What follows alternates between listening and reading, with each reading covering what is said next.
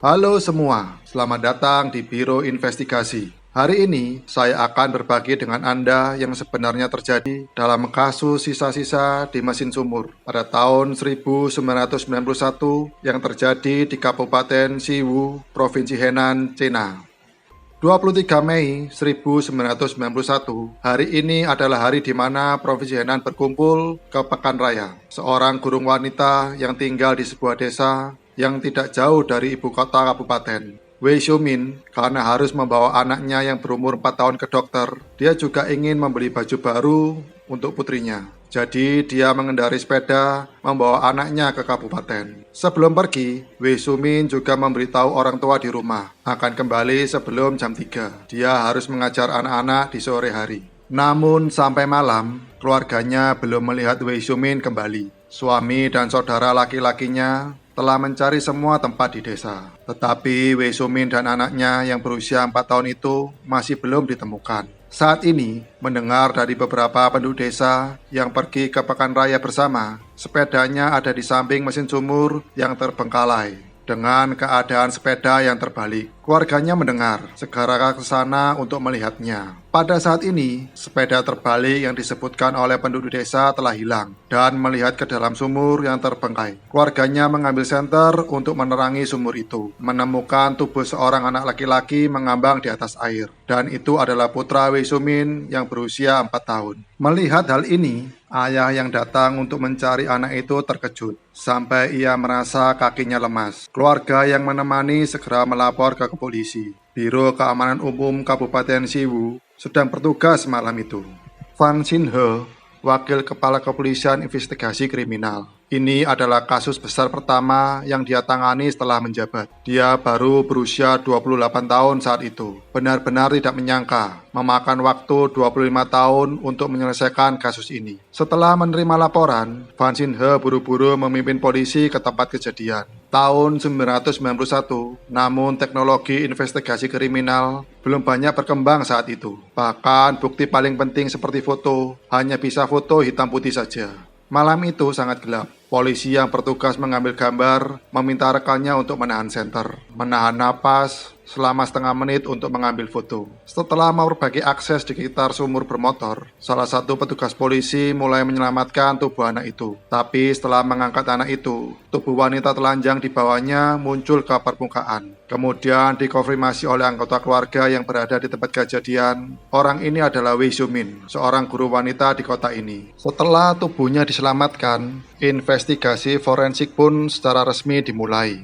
Pada tahun 1991, kondisi penanganan kasus relatif tidak mencukupi. Tidak ada tempat resmi untuk melakukan pemeriksaan tubuh guna mengetahui penyebab kematian ibu dan anak Wei Xiumin. Dokter forensik pun hanya bisa di ladang gandum sebelah sumur mesin untuk membuat lahan kecil untuk melakukan inspeksi di tempat. Selama inspeksi, dokter forensik menemukan anak laki-laki berusia 4 tahun menutup matanya dengan mengepalkan tinjunya. Bekas luka parah ada di kepala, dan ada banyak lumpur di area luka. Ibu Wei Xiumin telanjang, dan ada pembengkakan di kepala. Di tubuhnya terdapat bintik-bintik. Praduga awal, ibu dan anak mengalami patah tulang kepala yang menyebabkan kematian, dan Wei Xiumin diserang sebelum akhirnya meninggal. Setelah menentukan penyebabnya, petugas Fan Xin He juga menemukan di dekat ladang gandum ada bulir gandum yang jatuh. Ada juga sepatu wanita. Dikonfirmasi oleh suami Wei Xiumin, Wei Xiumin memakai sepatu ini ketika dia meninggalkan rumah pada waktu itu. Dilihat dari jejak ini, sangat mungkin pelakunya lah yang menyeret Wei Xiumin. Ini adalah satu-satunya jalan ke Pekan Raya. Menyeret Wei Xiumin ke ruang mesin, kemudian mengganggunya dan menyakiti ibu dan anak Wei Xiumin ke dalam sumur. Tetapi, kesimpulan yang seperti ini, para penyelidik yang hadir merasa sangat aneh. Karena bertepatan dengan waktu Pekan Raya di kota. Itu juga siang hari. Penduduk desa di setiap wilayah akan pergi ke Pekan Raya kapanpun yang mereka mau. Rute bersepeda Wei Xiumin pada saat kejadian juga satu-satunya cara untuk pergi ke Pekan Raya. Seharusnya ada banyak pejalan kaki di jalan pada saat itu. Bagaimana pelaku melakukan kejahatan pada siang hari dan tidak membiarkan siapapun mengetahuinya? Untuk menentukan kejadian sebenarnya, penanganan kasus saat itu mengendarai sepeda yang sama seperti Wei Xiumin dan menaikinya bolak-balik. Setelah percobaan berulang, menentukan waktu yang dibutuhkan Wei Sumin untuk tiba di ruang mesin. Pada saat ini, Fan Xin-he dan yang lainnya menyelidiki beberapa saksi. Mereka menyimak kesaksian orang-orang bahwa pada siang hari itu ada pemuda botak sekitar tinggi 170 cm berkeliaran di sekitar ruang mesin sumur itu. Dan kurang dari 5 menit setelah Wei Sumin terbunuh, beberapa penduduk desa melihat sepedanya jatuh di pinggir jalan. Saat itu, mereka hanya mengira dia adalah pemilik sepeda. Mungkin sedang ke toilet, jadi mereka tidak banyak berpikir. Tetapi kemudian penduduk desa lewat dan tidak pernah melihat sepeda Wei Sumin lagi. Dapat dipastikan bahwa pelakunya kemungkinan besar dalam waktu yang sangat singkat sudah menaklukkan Wei Sumin. Setelah melakukan kejahatan, dia mengendarai sepeda Wei Sumin dan melarikan diri dari tempat kejadian. Tapi melalui investigasi Fan Xin-he dan polisi terhadap bekas roda sepeda di tempat, mereka menemukan bekas roda milik sepeda itu menghilang di depan lapangan. Dan ada kolam di dekat lapangan itu. Mereka mencari-cari dengan menggunakan kail. Mereka menemukan sepeda Wei Sumin. Setelah menemukan sepeda, Fan Xin-he masih berpikir, apakah akan ada bukti fisik lain di dalam kolam? Karena batu bata yang melukai ibu dan anak Wei Sumin dan pakaian Wei Sumin belum ditemukan sampai sekarang. Bukti penting ini sangat mungkin juga dilempar ke kolam ini oleh pelaku. Untuk menemukan bukti fisik sesegera mungkin, Fan Xin-he dan yang lainnya meminjam pompa air dari penduduk desa. Setelah menguras air di kolam dan mencari di kolam, tapi sampai malam pun tidak menemukan petunjuk apapun. Selain bukti kunci yang tidak dapat ditemukan, Fan Xin-he dan petugas melihat pelaku ini ada keraguan besar lainnya, yaitu lokasi pertama ruang mesin, ibu dan anak, semuanya dipukul menggunakan batu, yang menyebabkan kehilangan nyawanya. Tapi mengapa tidak ada jejak merah? Selain itu, di ladang gandum atau kolam di sekitar sumur mesin juga tidak menemukan jejak merah. Bagaimana pelaku melakukannya? Penyelidikan kasus ini tampaknya agak rumit. Tetapi melalui serangkaian keraguan ini, Fan Xin-he setidaknya mengkonfirmasi satu hal, yaitu tentang pelakunya dapat menyakiti ibu dan anak Wei Sumin tanpa meninggalkan jejak. Dia mengambil bukti-bukti penting dan pakaian, lalu melemparkan sepeda ke dalam kolam. Yang dapat melakukan hal di atas pastilah seorang penyerang handal. Poin meninggalkan bekas sepeda, Fan Xin-he dan rekan menyimpulkan lagi, apakah pelaku tinggal di dekatnya? Karena ketika dia meninggalkan tempat kejadian, tidak menggunakan sepeda sama sekali. Menggabungkan hal-hal ini, karakteristik umum pelaku perlahan dipahami orang-orang. Tingginya sekitar 1,7 meter, kepalanya botak, usia sekitar 30 tahun, memiliki catatan kriminal, dan tinggal di sekitar sini. Sesuai dengan petunjuk yang ada, penyidik langsung mengunci sekelompok tersangka. Jaraknya kurang dari 1 km dari sumur mesin. Ada sekumpulan penjahat yang ditahan di sana. Pada hari kejadian, ternyata ada 16 narapidana lain yang ditahan. Fan Xin-he mencurigai mereka.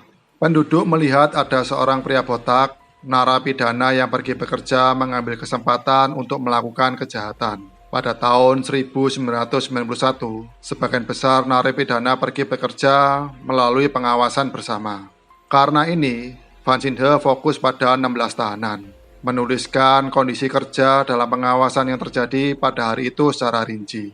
Setelah membandingkan tindakan 16 tahanan pada hari itu, satu persatu, Fan Xin-he mengetahui bahwa tahanan Liang dicurigai melakukan kejahatan. Selama masa kerja pada 23 Mei, Liang bilang dia tidur sendirian dan tidak ada saksi. Dan pada saat kejadian, kebetulan waktu makan siang, orang-orang dari penjara pergi keluar untuk makan malam. Itu tidak dapat membuktikan bahwa Liang sedang tidur dan tidak pergi. Selain itu, Fan Xin-he juga menemukan di kerah Liang ada beberapa tetes cairan merah terang. Setelah pemeriksaan forensik, ditemukan golongan darah yang sama dengan Wei Sumin, golongan darah tipe AB. Teknologi DNA belum ada pada masa itu, jadi dokter forensik hanya bisa mendeteksi golongan darah. Tapi ini saja sudah cukup untuk memberikan tekanan pada Liang. Tapi Liang tidak pernah mengakui kejahatannya. Tapi dia juga tidak bisa menjelaskan tanda di kerahnya dari mana asalnya. Menghadapi tersangka kriminal yang tidak jelas, polisi mengeluarkan cairan yang ada di tubuh Wei Sumin waktu itu untuk melakukan pencocokan dengan cairan Liang. akan bisa dikonfirmasi lebih lanjut apakah yang terbukti melakukan perbuatan kriminal. Namun sayangnya pada tahun 1991, itu hanya dapat mendeteksi golongan darah dari cairan tubuh saja, dan itu harus diserahkan ke ibu kota Beijing untuk diperiksa. Dan setelah penantian selama 2 minggu, hasil penelitian menunjukkan bahwa golongan darahnya adalah O, dan golongan darah Liang adalah A. Jadi satu-satunya tersangka mulai dikesampingkan. Proses identifikasi menjadi terganggu. Tapi polisi sama sekali tidak putus asa. Mereka terus mengunjungi desa-desa terdekat mencari petunjuk selama ini. Fan Jin-he telah berkomunikasi sebanyak 2 hingga 3.000 orang. Sejak dia menggunakan kaos pendek dari penyelidikan awal, sampai semuanya menggunakan baju musim dingin. Tapi pelakunya seperti menghilang entah kemana, tidak ada jejak. 23 Desember 1991, sudah 7 bulan sejak kejadian itu, proses investigasi benar-benar mendapatkan jalan buntu. Saat ini, gugus tugas Fan Jin-he harus mundur dari kasus ini. Berlaku untuk semua yang terlibat dalam penanganan kasus saat itu. Ini adalah penyesalan besar. Dan setelah itu, Fan Jin-he memimpin tim lebih dari sekali kembali ke TKP untuk menyelidiki ulang. Mereka membalikkan semua harapan sebelumnya, merapihkan ulang, tapi kasus ini, kecuali Liang yang ditemukan saat itu, tidak ada tersangka lain. Tidak ada petunjuk baru yang ditemukan. Kasusnya ditunda begitu saja. Tapi meski begitu, pimpinan Fan Jin-he dan dokter forensik Wang Weihe masih belum menyerah. Dokter forensik Wang Weihe dengan hati-hati mengawetkan bukti kunci dalam kasus ini. Dia percaya pada perkembangan zaman, akan selalu ada teknologi baru yang membantu mereka menangkap tersangka. Agar tidak hancur, dokter forensik Wang Weihe hampir setiap bulan akan membuka kotak bukti, mengatur ulang suhu yang ada untuk memastikan bahwa bukti fisik tidak rusak. Sampai munculnya teknologi DNA pada tahun 2010, Biro Keamanan Publik Kota membuat database DNA. Fan Jin-he mengambil bukti fisik untuk melakukan perbandingan, tapi tidak ada hasil. Hingga pada tahun 2012, pengolahan basis data semakin meningkat. Fan Jin-he sekali lagi mengambil bukti fisik untuk dibandingkan, tapi tetap tidak ditemukan penemuan baru. Sebaliknya, Fan Jin-he juga memegang bukti fisik menemukan kelompok reformis yang ada di dekat sana tahun itu, membandingkan satu persatu. Tahun 2012, mereka yang menjalani hukuman pada saat itu semuanya dibebaskan. Beberapa meninggal. Ini tentu akan menyulitkan. Tapi polisi bersikeras untuk menemukan tahanan yang sudah meninggal. Mereka meminta anggota keluarga mereka untuk mengambil sampel darah, melakukan pencocokan DNA. Butuh lebih dari 1 tahun sebelum dan sesudahnya. Masih juga belum ada hasil. Hingga 4 Mei 2016, Fan Jin-he menerima dari Departemen Keamanan Publik Provinsi Henan laporan pencocokan basis data DNA menunjukkan tersangka dikurung di Kabupaten Ningling, Sangqui, Henan. Si Mou berusia 75 tahun. Daerah ini jauh dari Kabupaten Siwu, tempat kejahatan terjadi pada saat itu. Ada lebih dari 200 km. Melihat hasil ini, Fan Jin-he sedikit bingung. Tersangka sekarang berusia 75 tahun. 25 tahun yang lalu, dia seharusnya berusia 50 tahun. Polisi memperkirakan bahwa tersangka berusia sekitar 30 tahun. Apakah orang ini adalah pelakunya? Fan Jin-he memimpin tim dan segera berangkat, bersiap untuk menyelidiki siapa sih. Setelah melihat Si sendiri, polisi kriminal yang bertanggung jawab atas ketertiban tidak langsung menanyakan kasusnya. Dia bertanya tentang kehidupan Si. Ketika dia berkata dalam hidup ini belum pernah berpergian jauh. Tempat terjauh yang pernah dikunjungi adalah 25 tahun yang lalu, Kabupaten Siwu, Provinsi Henan. Namun, sama seperti para penyelidik, terus menyelidiki kehidupan Si. Laporannya dikeluarkan oleh DNA, Biro Keamanan Publik Xiangqiu menunjukkan sampel DNA Si tidak cocok dengan sampel pelaku. Si dikesampingkan lagi. Mendapatkan laporan seperti ini, para penyelidik sangat menantikannya. Tetapi database pada saat itu dengan jelas menunjukkan tersangka ada di antara Si dan keluarganya.